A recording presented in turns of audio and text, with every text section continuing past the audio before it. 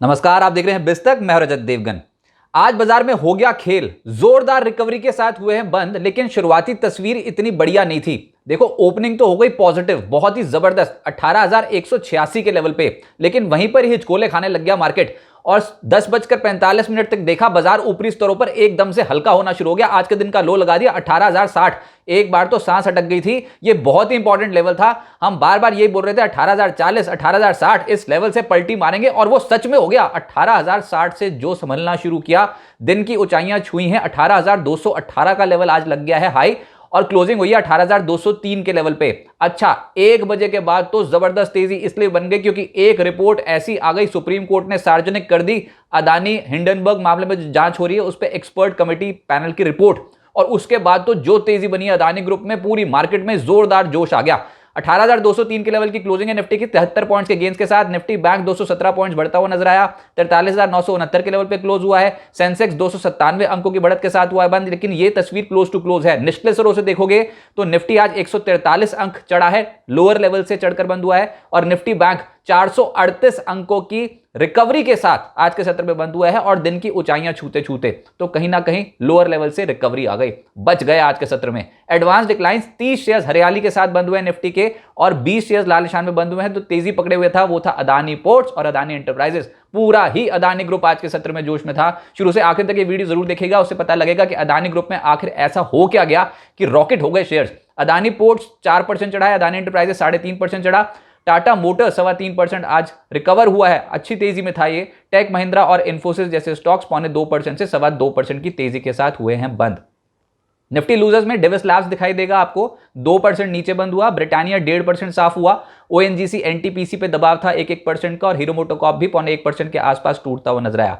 F&O gainers में Ramco cements जोश में आ गया, 8% तेज हो गया ये स्टॉक। बिरला सॉफ्ट अपनी बढ़त को और बढ़ाता हुआ 5% तेज हुआ। अदानी एंटरप्राइज, अदानी पोर्ट्स तो खैर निफ्टी के ही टॉप गेनर्स है। इसके अलावा ग्लेनमार्क एक और स्टॉक था जो 3-3.25% ऊपर था। फार्मा में आज खरीदारी नहीं थी, ग्लेनमार्क एक्सेप्शनल केस था।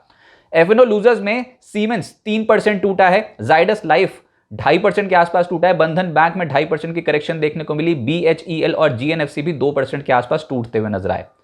अच्छा, वो खबर जिसकी वजह से स्टॉक मार्केट ने मार दी पलटी और अदानी ग्रुप के स्टॉक्स तो हो गए रॉकेट। दरअसल हुआ यह कि सुप्रीम कोर्ट ने जो एक्सपर्ट पैनल का गठन कर रखा था, उसकी रिपोर्ट को सुप्रीम कोर्ट ने सार्वजनिक कर दिया, सबके सामने रख दिया ट्रांसपेरेंट तरीके से।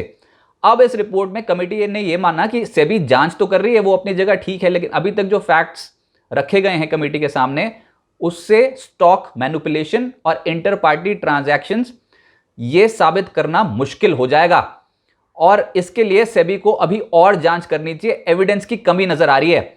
बस यही देखना था कि स्टॉक मार्केट में एकदम से अदानी ग्रुप के स्टॉक्स में होड़ लग गई, खरीदने की तेजी बन गई। लेकिन मैं फिर कहूंगा कि अभी सुप्रीम कोर्ट का वर्डिक्ट आना बाकी है।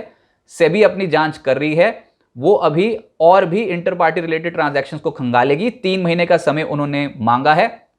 अभी तक जो चीजें सामने आई हैं उससे एलिगेशंस प्रूव करने में, हिंडनबर्ग के एलिगेशंस को प्रूव करने में दिक्कत हो जाएगी। तो देखते हैं अभी और सेबी अपनी जांच का दायरा कितना बढ़ाता है। उन्होंने अलग अलग कंट्रीज के रेगुलेटर से डेटा को मांगा है, लेकिन ये जो एक्सपर्ट पैनल कमेटी की जो रिपोर्ट थी आज, उसने एकदम से हल्का कॉन्फिडेंस जो बढ़ाया ना, उस हल्के कॉन्फिडेंस के चक्कर में स्टॉक्स लोअर एंड से बहुत तगड़ी चाल पकड़ गए। जैसे कि अदानी एंटरप्राइजेस 3.5% चढ़ गया, अदानी पोर्ट्स 4% चढ़ गया, अंबुजा एसीसी 1% ऊपर, अदानी विल्मर खुशी के मारे 7% ऊपर, अदानी पार 5% सर्किट, अदानी टोटल गैस लगभग 5% चढ़ गया, अदानी ट्रांसमिशन और अदानी ग्रीन 5% के अपर सर्किट पे थे, और एनडीटीवी 4% चढ़ता हुआ नजर आया। अब देखते हैं कि अगले हफ्ते इन स्टॉक्स का क्या होता है, लेकिन आज तो लोअर लेवल से एक शानदार रिकवरी देखने को मिल रही थी। आईटी स्टॉक्स आज फ्लेवर में थे, निचले स्तरों से खरीदारी थी। परसिस्टेंट सिस्टम्स 0.3% चढ़ा है, एम्फेसिस 2.5% चढ़ा, टेक महिंद्रा इन्फोसिस 2.25% से 2% के आसपास के रिटर्न डिलीवर कर रहे थे। एलटीआईएम, कोफोर्ज, एचसीएल टेक जैसे स्टॉक्स में एक्शन तेजी की ओर था। रियल्टी स्टॉक्स में ब्रिगेड 3.5% चढ़ा है, डीएलएफ में आज निचले स्तरों से खरीदारी हुई है जिसको 3% ऊपर ले आई। ओबरॉय रियल्टी, गोदरेज प्रॉपर्टीज में एक्शन तेजी की ओर था, लेकिन इसी स्पेस में लोधा, फिनिक्स और शोभा जैसे स्टॉक्स हल्के होते हुए नजर आए।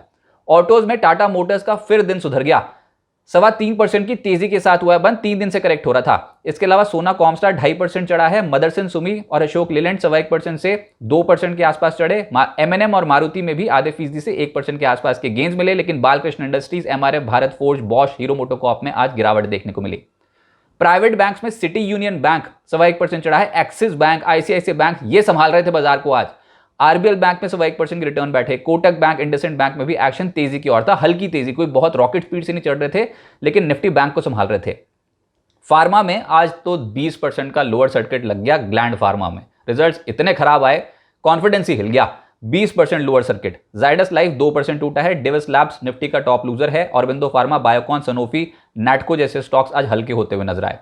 मिड कैप्स की मार्केट है तो केईसी इंटरनेशनल का नंबर आ गया, ये स्टॉक 12% ऊपर रहा, एचसीसी 9% चढ़ गया, मैस्टेक, न्यूजन जैसे स्टॉक 5.5% से 6% चढ़े हैं, एचओईसी, अरविंद जैसे स्टॉक्स 5.25% से 5.5% चढ़े हैं, केईआई इंडस्ट्रीज, एनआईटी लिमिटेड भी 4% से 5.5% चढ़ा है, Bhansali Engineering, OnMobile, EIL, Minda Corp ये कुछ ऐसे स्टॉक्स थे जहां पर 3.5% से ज्यादा के रिटर्न बैठे। लेकिन मिड कैप लूजर्स में फिर से ग्लैंड फार्मा तो है ही, निफ्टी 500 का आज ये टॉप लूजर है, 20% लोअर सर्किट पे था। थॉमस कुक 8% टूटा है। रेलवे रिलेटेड स्टॉक्स में आज प्रॉफिट बुकिंग देखने को मिली है, राइट्स लगभग 5.5% टूटा है। इसके अलावा एक और स्टॉक था आरवीएनएल जो 4% टूटा है। उनो मिंडा, मिर्जा इंटरनेशनल 5% नीचे बंद हुए हैं। स्टार सीमेंट, उज्जीवन, जेके टायर, जेएसएल ये स्टॉक्स आज हल्के होते हुए नजर आया, जैसे मैंने कहा आरवीएनएल आज स्लिप होता हुआ नजर आया। अब आगे क्या होगा, इंटरनेशनल मार्केट्स पे नजर जा रही है तो यूएस मार्केट्स फोकस में है, लगातार चढ़ते चले जा रहे हैं। अब नैस्डैक आप देखिए जोरदार तेजी में है, लेकिन यूएस में डेट सीलिंग का मुद्दा बहुत सेंसिटिव है। जो भी अनाउंसमेंट होगी, जो भी खबर आएगी वो असर डाल देगी अमेरिकन मार्केट्स पे और एशियन मार्केट्स पे। इसके अलावा बाजार अगले हफ्ते दायरे में रहेगा, उठापटक रहेगी वो इसलिए क्योंकि मंथली एक्सपायरी है अगले हफ्ते, तो ये बहुत इंपॉर्टेंट है। इसके अलावा अभी फिलहाल ये लग रहा है कि 18,300 एक रेजिस्टेंस पॉइंट है, 18,300, 18,310, वो इसलिए क्योंकि 18,300 के ऊपर तो 4 ट्रेडिंग सेशन से इसके ऊपर के लेवल की क्लोजिंग नहीं दिखाई निफ्टी ने। 18,310 के ऊपर ही बुल्स की हिम्मत बैठेगी और आज ये प्रूफ हुआ। बहुत ही इंपॉर्टेंट लेवल था 18,060 का, उसको बचाने की पूरी कोशिश की और यही कोशिश करते रहेंगे। 18,060, 18,100 के लेवल को बचाने की पूरी कोशिश होगी। वैसे तो अभी 18,150 का ही लेवल इंपॉर्टेंट जोन हो जाएगा, वहीं से एकदम से पलटी मार सकते हैं हम, क्योंकि आज एक खरीदारी 18,130, 18,150 के ऊपर ही बनती हुई नजर आई है। तो लोअर एंड पे भी बुल्स एक्टिव रहेंगे, संभालने की कोशिश करेंगे बाजार। हायर एंड पे बियर्स एक्टिव रहेंगे, दोनों के बीच में लड़ाई होगी और बाजार एक दायरे में रहेगा। एक कंसोलिडेशन फेज देखने को मिल सकता है। इंटरनेशनल इवेंट्स, चाइना में पीबीओसी का लोन प्राइम रेट पर फैसला आएगा सोमवार को। बुधवार यानी कि 24 मई को ब्रिटेन के अप्रैल सीपीआई महंगाई के आंकड़े आने हैं। बुधवार को यूएस में एफओएमसी की जो पिछली बैठक हुई थी उसके मिनट्स जारी होने हैं।